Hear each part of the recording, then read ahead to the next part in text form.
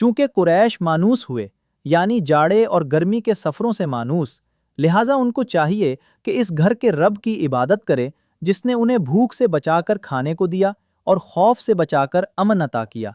تم نے دیکھا اس شخص کو جو آخرت کی جزا و سزا کو جھٹلاتا ہے؟ وہی تو ہے جو یتیم کو دھکے دیتا ہے اور مسکین کا کھانا دینے پر نہیں اکساتا۔ پھر تباہی ہے ان نماز پڑھنے والوں کے لیے جو اپنی نماز سے غفلت برتتے ہیں، جو ریاکاری کرتے ہیں اور معمولی ضرورت کی چیزیں لوگوں کو دینے سے گریز کرتے ہیں۔